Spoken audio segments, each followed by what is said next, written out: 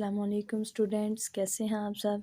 जी तो बेटा आज हम अपना स्टार्ट करेंगे प्रेजेंट परफेक्ट टेंस। ठीक है, जैसे कि हमने प्रेजेंट इंडेफिनिट टेंस और प्रेजेंट प्रेजेंट कंटिन्यूस टेंस में देखा था कि सबसे पहले हम सीखते हैं कि इसमें हेल्पिंग वर्ब कौन सी यूज़ होगी और उसकी उर्दू पहचान क्या होती है। इसी तरह से हम देखेंगे जी प्रेजेंट परफेक्ट टेंस में हेल्पिंग वर्ब यूज़ होगी आपके पास हैव या फिर हैज़। ठीक है, और फिर इसकी उर्दू पहचान देखते हैं कि उर्दू पहचान को ये देख के हमें पता चलता है ना कि ये कौन सा टेंस बन रहा है। ठीक है, तो बेटा इसकी उर्दू पहचान होती है कि अगर तो जुमले के आखिर में चुका है, चुकी है, चुके हैं वगैरह आएगा, इस तरह का जुमला होगा जिसके आखिर में चुका है, चुकी है, चुके हैं वगैरह आएगा, तो हम समझ जाएंगे कि ये है जी प्रेजेंट परफेक्ट टेंस। ठीक है, और इसमें अब अगली बात ये सीखनी है आपने कि हैव और हैज़ किस किस के साथ यूज़ होगा, हैव कब लगाने और हैज़ कब लगाने। ठीक है, जब भी बात आएगी सिंगुलर की तो तब आपने यूज़ क्या करना है जी,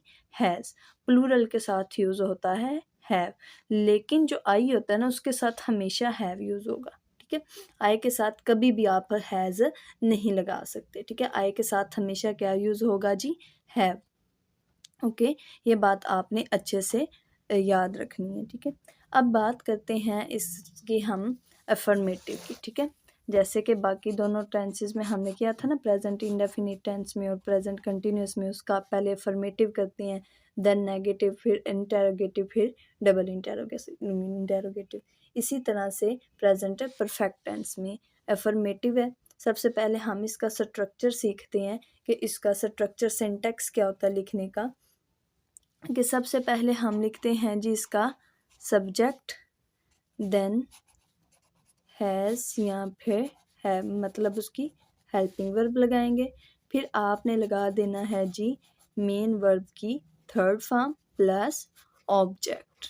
ओके, ये होता है जी स्ट्रक्चर प्रेजेंट परफेक्ट टेंस के अफर्मेटिव का। ठीक है, अब हम कुछ एग्जांपल्स के साथ इसको सॉल्व करते हैं।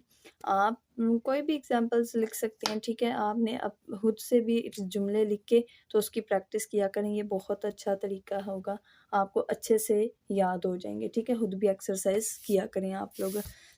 तो अब मैं लिखती हूँ, जैसे कि मैं कहूँगी कि मैं खाना खा चुकी हूँ, मैं खाना खा चुकी हूँ। हमने इसकी उर्दू पहचान यही पढ़ी थी ना कि जिसके आखिर में चुका है, चुकी है, चुके हैं वगैरह आएगा, तो मैं खाना खा चुकी हूँ। ठीक है, तो इसको इस सेंटेक्स के मुताबिक हम इंग्लिश में ट्रांसलेट करते हैं। सबसे पहले क्या यूज़ होता है जी, सब्जेक्ट, तो सब्जेक्ट की जगह पे इसमें क्या आएगा, आई। देन आप क्या यूज़ करते हैं जी, उसकी हेल्पिंग वर्ब, तो हमने पढ़ा था ना आई के साथ हमेशा क्या यूज़ होगा जी, हैव। तो मैं लिखूँगी आई हैव, और मेन वर्ब की कौन सी फॉर्म लगती है जी, थर्ड फॉर्म। मेन वर्ब की थर्ड फॉर्म लगती है, तो ईट की थर्ड फॉर्म क्या होती है जी, ईटन। ठीक है, ईट होता है, उसकी सेकंड फॉर्म एट, और थर्ड फॉर्म क्या होती है जी, ईटन। Eaten the food. ठीक है, I have eaten the food. Okay, अब इसी तरह से आप कोई और एग्जांपल देख लें जी। मैं कहती हूँ कि वो तुमसे मिल चुका है, चुका है ना। ठीक है, वो तुमसे मिल चुका है। ठीक है, तो इसको हम इंग्लिश में ट्रांसलेट कैसे करेंगे, पहले लगाते हैं जी सब्जेक्ट, यानी कि ही हैज़ मेट। ठीक है, थर्ड फॉर्म यूज़ करनी है, met you, he has met you, वो तुमसे मिल चुका है। ठीक है, इसी तरह से अब हम बात करते हैं जी इसके नेगेटिव की। ठीक है, प्रेजेंट परफेक्ट टेंस के नेगेटिव का स्ट्रक्चर क्या होगा, same as it is, just इसमें नॉट लगा दिया जाता है। ठीक है, और कोई फ़र्क नहीं होता, हेल्पिंग वर्ब के बाद सिर्फ नॉट लगा दिया जाता है। सबसे पहले यूज़ होता है जी सब्जेक्ट, देन हैज़ या फिर हैव प्लस नॉट लगाया जाता है, फिर प्लस मेन वर्ब की थर्ड फॉर्म प्लस ऑब्जेक्ट। ठीक है जी, ये होता है जी प्रेजेंट परफेक्ट टेंस के नेगेटिव का सिंटेक्स।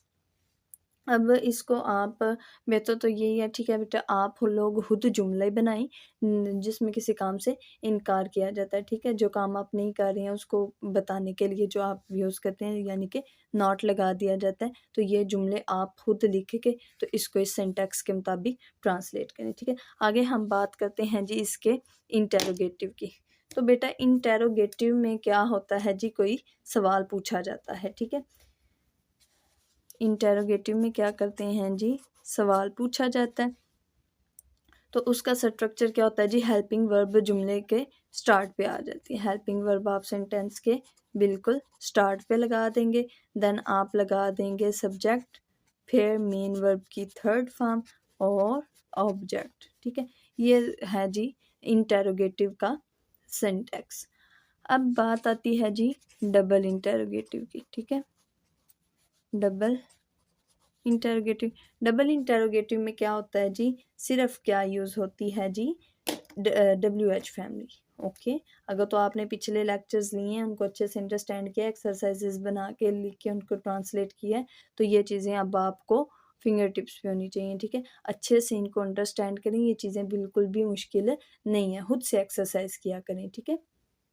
तो डबल इंटरोगेटिव में बेटा क्या होगा जी, आपके पास सबसे पहले लग जाता है, यूज़ होता है जी WH फैमिली, ठीक है। WH फैमिली के बाद हम लोग क्या यूज़ करते हैं, बाकी स्ट्रक्चर सेम ही होते हैं इंटरोगेटिव वाला, यानी कि हम अब फिर लगा देंगे हैज़ या फिर have, then subject plus main verb की थर्ड फॉर्म प्लस ऑब्जेक्ट। ये है स्ट्रक्चर प्रेजेंट परफेक्ट टेंस के डबल इंटेरोगेटिव का, ठीक है।